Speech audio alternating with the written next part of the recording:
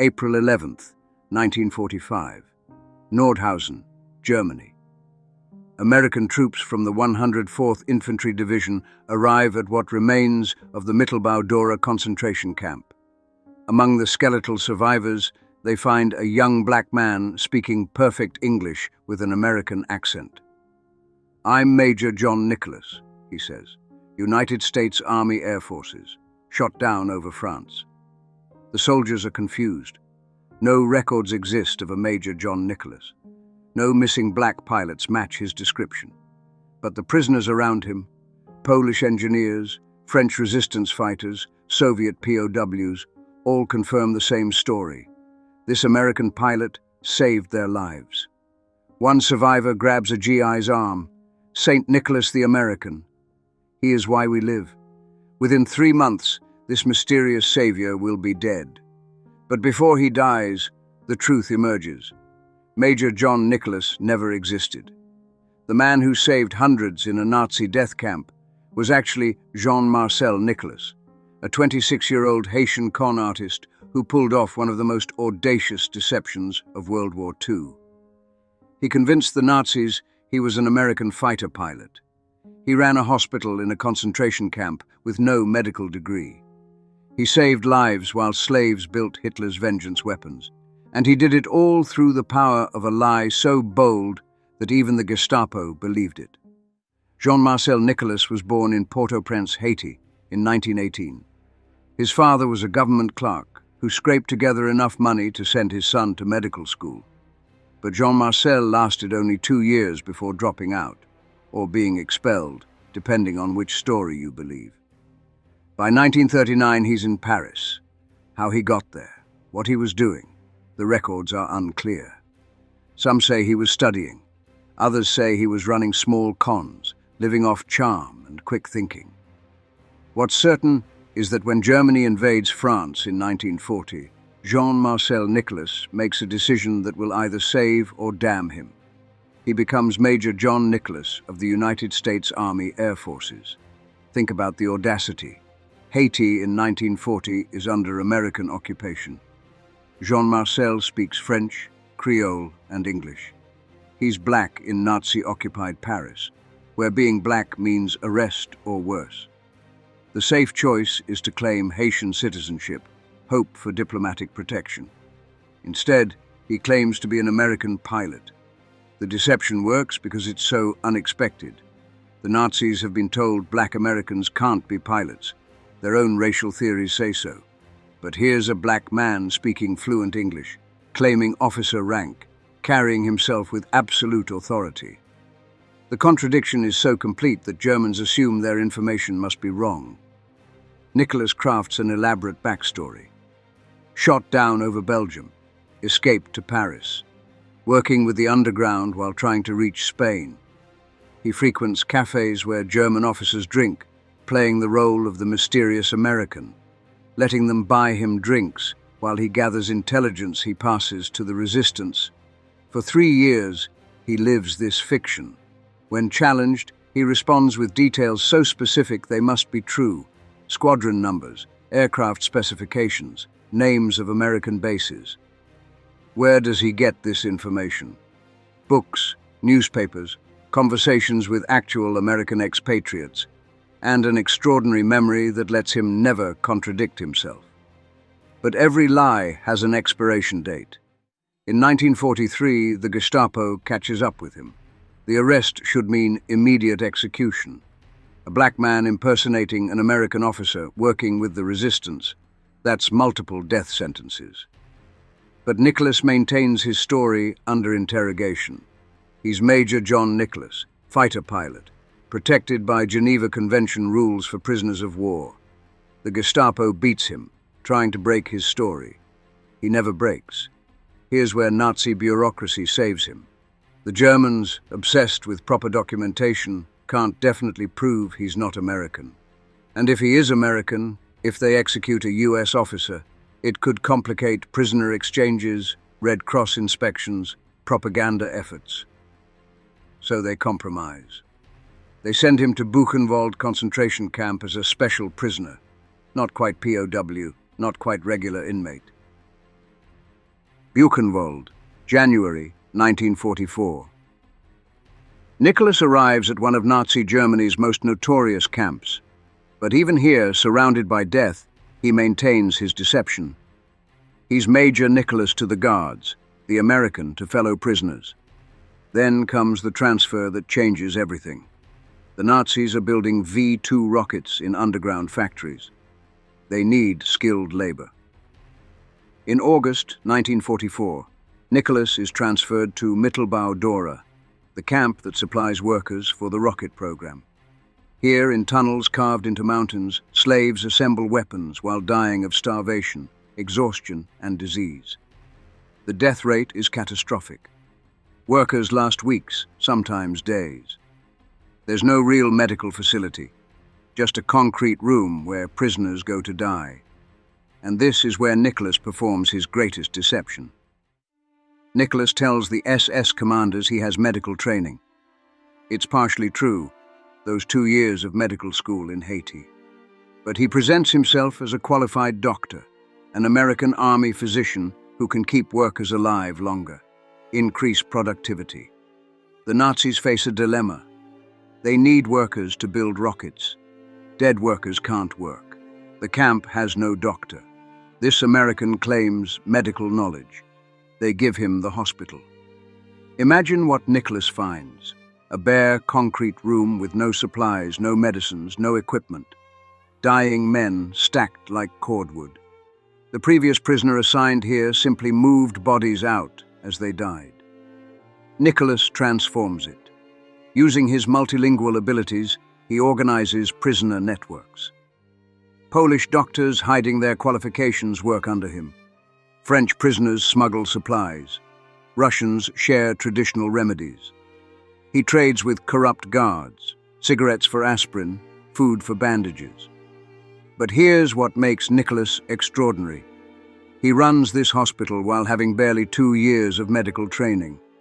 He performs procedures he's only read about.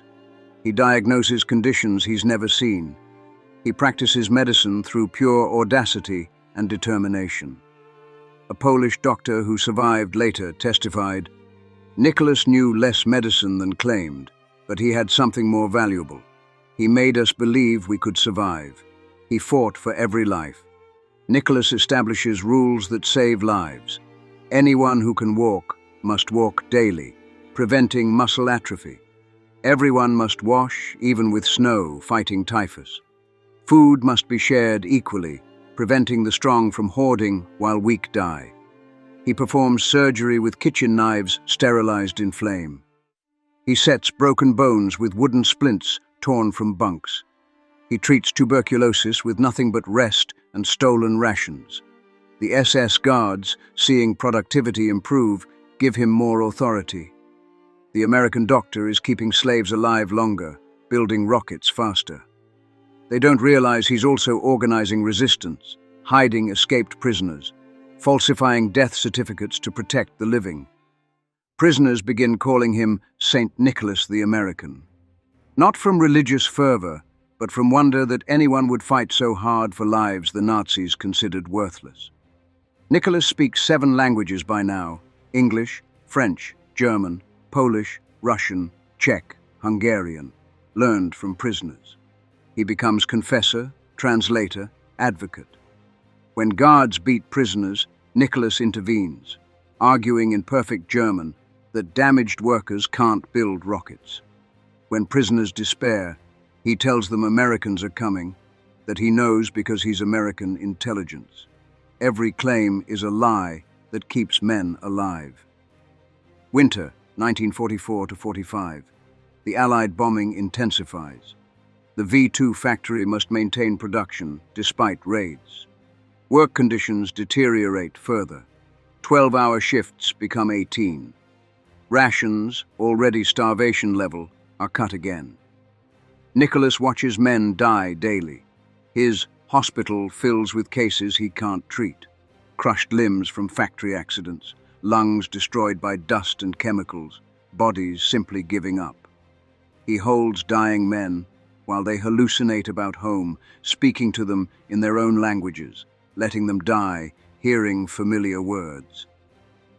One survivor remembered, "Nicholas would work 20 hours straight, collapse for 2, then work again.